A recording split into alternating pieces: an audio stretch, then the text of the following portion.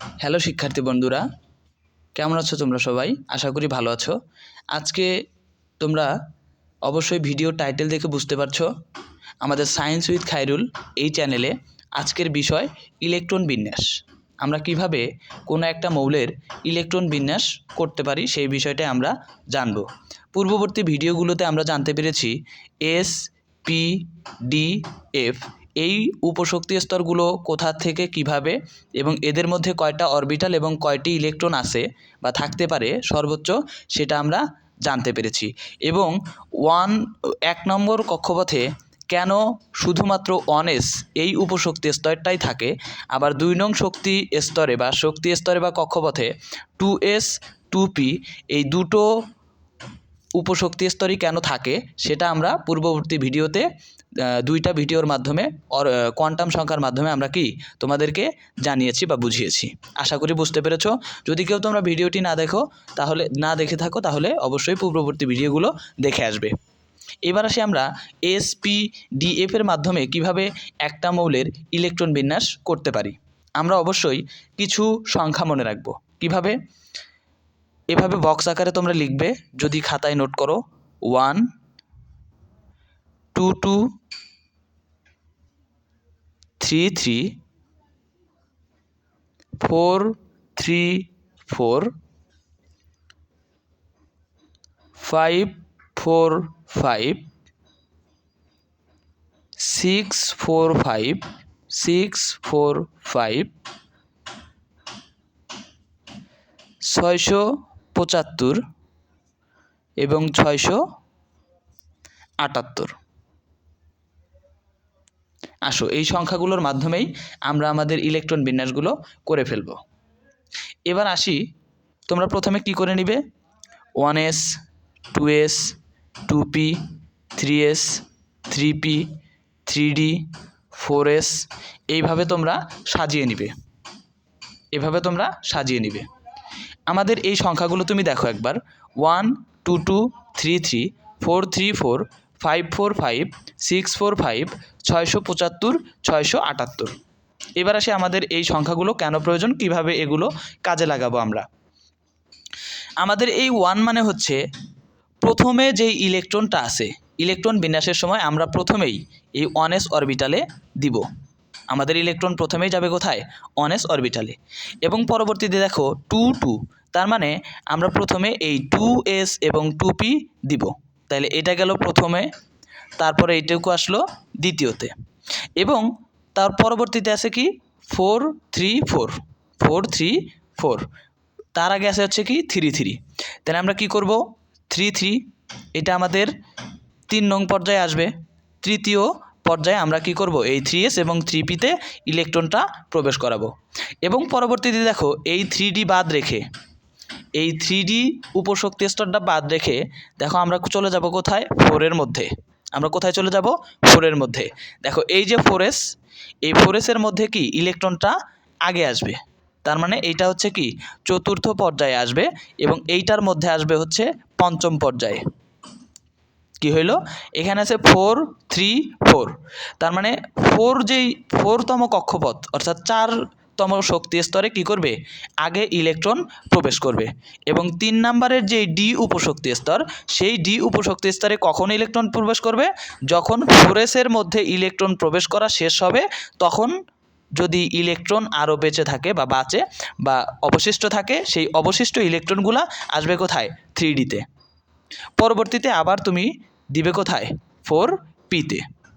এটা হচ্ছে কি ষষ্ঠ ধাপ। 4pতে এটা হচ্ছে ষষ্ঠ ধাপ। তাহলে কি হইল? পরবর্তীতে আবার 5 4 5 4p, দেখো 3d 4s 4p, তারপরে আরও আছে কি 4d 4f, এবং 5s 5p 5d এবং 5f। এবার আসি আমরা, দেখো পরবর্তীতে 5 4 5 আমাদের 4p পর্যন্ত শেষ। এবার দেখো 4p যখন আমরা শেষ করে ফেললাম, তখন ছিল কি 4d এবং 4f। আমরা এই দুইটা উপশক্তি স্তরে ইলেকট্রন আগে প্রবেশ না করিয়ে আমাদের কোথায় গেছে? প্রথমে 5-এ। এই যে এই শক্তি স্তরে কি আসবে? প্রথমে আসবে তাহলে ষষ্ঠ পর্যন্ত দিয়ে ফেলছি। এটা হচ্ছে আমাদের কি সপ্তম পর্যায়ে ইলেকট্রনটা এইখানে চলে আসবে।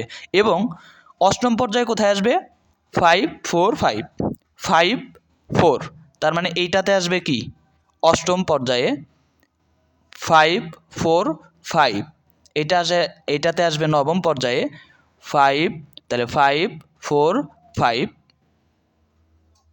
6 4 5। এবার আসো 6s, এইটাতে আগে ইলেকট্রন প্রবেশ করাবো। তাহলে এটা কি হলো দশম পর্যায়ে 6। তারপরে এই যে ফাঁকা f অরবিটাল, এইটাতে পরবর্তীতে আমরা 11তম ধাপে এসে এই 4f পর্যায়ে বা 4f উপশক্তি স্তর ইলেকট্রনটা প্রবেশ করাবো। তাহলে কী হলো 6 4 5। এই দেখো 5d এবং 5f যে ফাঁকা ছিল সেটা আমরা এখন প্রবেশ করাবো। দেখো 6 4 5, 6এ প্রথমে প্রবেশ করালো, তারপর 6 4, তারপরে কি 5dতে ইলেকট্রন প্রবেশ করবে। এটা হচ্ছে কি 12তম পর্যায়। এভাবে তোমরা আশা করি বুঝতে পেরেছো কিভাবে কোন শক্তি স্তরে কিভাবে ইলেকট্রনটা প্রবেশ করে। এবার আসো আমরা একটু বিস্তারিত পড়াশোনা করি। সেটা হচ্ছে দেখো 3 3 3d 4s, 3s 3p 3d 4s। এখানে একটা বিষয় মাথায় রাখো, দেখতে পাচ্ছ তোমরা যে 3 নং পর্যায়ের 3টা উপশক্তি স্তর ছিল, কিন্তু 3টা উপশক্তি স্তরের মধ্যে 2টা উপশক্তি স্তর আগে ইলেকট্রন প্রবেশ করে এবং তৃতীয় যেই উপশক্তি স্তরটা আছে সেটার মধ্যে ইলেকট্রন প্রবেশ না করে প্রথমেই চলে গেছে কোথায় 4s পর্যায়ে, 4s উপশক্তি স্তরে। এটা কেন, এইটা জানতে হলে তোমাদের পরবর্তী ভিডিওতে আমরা এটা নিয়ে কথা বলবো, তোমরা অবশ্যই দেখবে। এবার আসো আমরা একটা ইলেকট্রন বিন্যাস দেখাই একটা মৌলের। ধরো ক্যালসিয়াম হচ্ছে 20 নম্বর, মানে তার পারমাণবিক সংখ্যা হচ্ছে 20, পারমাণবিক সংখ্যা প্রোটন সংখ্যা এবং ইলেকট্রন সংখ্যা একই এবং তার ভর হচ্ছে 40। এই মৌলের আমরা ইলেকট্রন বিন্যাস করব। তাহলে 1s 2s 2p 3s 3p 3d 4s, এই পর্যন্ত আমরা লিখলাম। লেখার পরে দেখো 1, আমাদের প্রথম সংখ্যা ছিল কি 1, তাহলে 1s, এর মধ্যে সর্বোচ্চ ইলেকট্রন যায় 2টা, আমরা দিয়ে দিলাম 2টা। এবার আছে 2 2, তাহলে 2s 2p, 2s এর মধ্যে যায় 2টা সর্বোচ্চ এবং p এর মধ্যে যায় সর্বোচ্চ 6টা। এবং আছে 3s 3p, এখানে আছে 3 3, তার মানে 3s 3pতে কী করবে আগে ইলেকট্রন প্রবেশ করবে। 3s-এ 2টা, 3p-তে 6টা, তাহলে কয়টা হলো 2 4 10 12 18, এবং বাকি থাকলো আর কয়টা 20টার থেকে 18টা দিয়ে ফেলছি আমরা, বাকি থাকলো 2টা।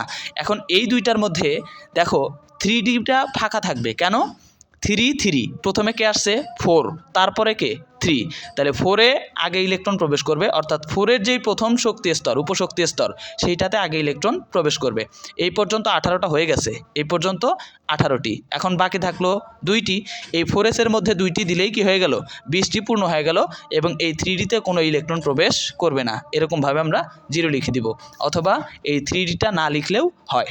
এই হচ্ছে আমাদের SPDF উপশক্তি স্তরের মাধ্যমে কোনো একটা মৌলের ইলেকট্রন বিন্যাসের নীতি বা কিভাবে তুমি ইলেকট্রন বিন্যাসটা করবে সেটা ব্যাখ্যা।